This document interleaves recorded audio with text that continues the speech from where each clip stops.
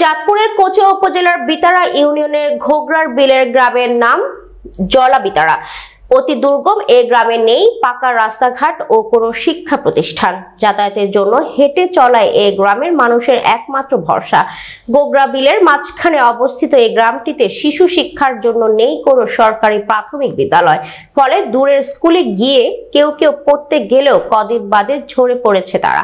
দুর্গম এই গ্রামে স্কুল না থাকায় 3 থেকে 4 মাইল পথ হেঁটে কোমলমতি শিশুদের যেতে হয় পাশের গ্রামের স্কুলে। দীর্ঘ এই পথ পেরোনোর তাদের জন্য বেশ কষ্টসাধ্য। কাদামাটির রাস্তা আর শাখো পার হয়ে যেতে হয় তাদের। ফলে ভয়ে অনেক শিশুই এখন বিদ্যালয় বিমুখ। অভিভাবকরাও থাকেন বেশ শঙ্কায়। এর ফলে বাড়ছে শিশুদের ঝরে পড়ার হার। নাই টেবিল নাই, তারপরে আমাদের স্কুলের কোনো ভবন নাই, তারপরে আমাদের স্কুলকে একটি সরকারি প্রাথমিক বিদ্যালয় করার জলা বিতারা গ্রামের মধ্যবর্তী স্থানে নাজমুন নাহার বেবি প্রাথমিক বিদ্যালয়ের নামে একটি সরকারি বিদ্যালয় করতে চায় এলাকাবাসী। এর জন্য ওই গ্রামের জাকির হোসেন ও মনির হোসেন 33% জমিও দান করেছেন।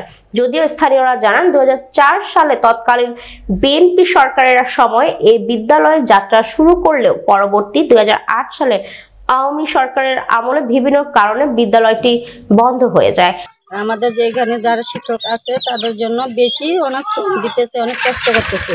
আমরা চাই এই কারণে এই জায়গায় স্কুলটা হোক, আমরা বাচ্চাদের আছে না সুনাম হোক স্কুল। জলা বিতারা গ্রামের অধিবাসী ইউনিয়ন বিএনপি নেতা ও বিদ্যালয়ের স্থাপনের উদ্যোক্তা মোহাম্মদ কবির হোসেন জানান, আমাদের এই গ্রামে 15টি ছোট বড় বাড়ি নিয়ে প্রায় 2000 জনসংখ্যার মধ্যে 500 জন ভোটার বসবাস করছে।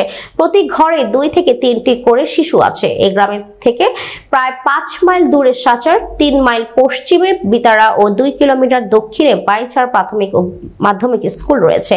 দূরত্বের কারণে গ্রামের শিশুরা ঝরে পড়ে স্কুল থেকে। শিশুদের নিরাপত্তার স্বার্থে একটি স্কুল এখানে জরুরি হয়ে পড়েছে। তাই আমরা সাবেক শিক্ষা প্রতিমন্ত্রী ডক্টর আনম এহসানুল হক মিলন এর সহধর্মিণী নাজমুন নাহার বেবির নামে একটি সরকারি প্রাথমিক বিদ্যালয় স্থাপন করার উদ্যোগ নিয়েছি।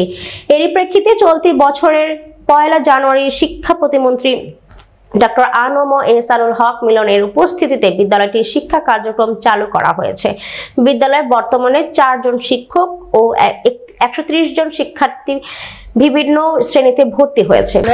অথবা জাতীয়করণ হয় তাহলে এই স্কুলের অবকাঠামো থেকে শুরু করে সকল কিছু আসবে এবং যে শিক্ষকরা এখানে পাঠদান করতেছেন আশা করি তারা অনেক ভালো চেষ্টা করতেছে, সর্বোচ্চ চেষ্টা করতেছেন তারা এই বাচ্চাগুলোকে মানুষের মতো মানুষ করার জন্য, শিক্ষা দেওয়ার জন্য।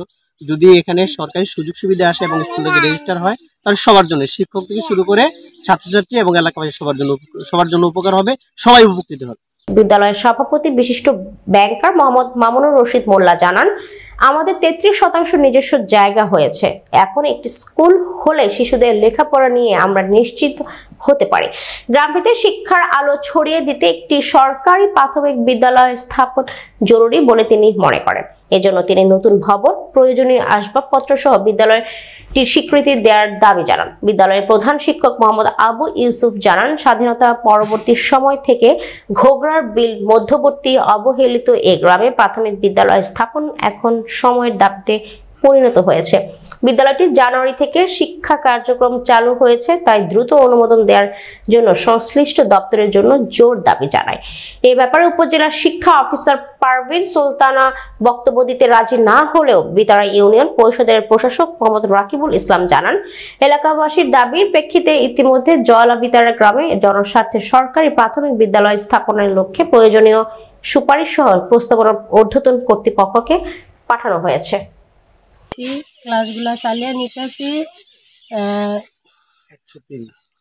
130 জন শিক্ষার্থী আছে এই স্কুলের মধ্যে। তার মধ্যে প্রতিদিনই 60-70 জন শিক্ষার্থী উপস্থিত থাকে। এখন আমরা এই সবাই এলাকাবাসী এবং টিচারেরা এই যে পরিশ্রম করতেছি, সবাই চাইতেছি যেহেতু এই স্কুলটা আমাদের অতি দ্রুত সরকার আমাদের আবার এলাকাবাসী সবাই মিলন ভাইকে দাওয়াত দিয়ে আনছি। আনার পরে থেকে আমরা স্কুলটা উদ্বোধন করছি, কইরা আমরা চালিত বাজে চালাইতেছি।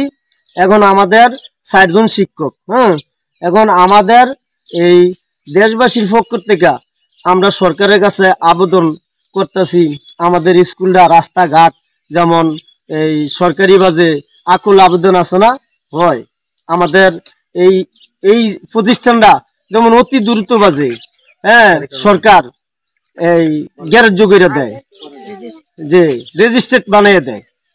হ্যাঁ, এই নিয়ে আমি বিশেষভাবে আকুল আবেদন হয়েছে আমাদের স্কুলটা যেমন রেজিস্ট্রেট করে দেয়। আমাদের ফলাফল 130 জন ভর্তি আছে, রানিং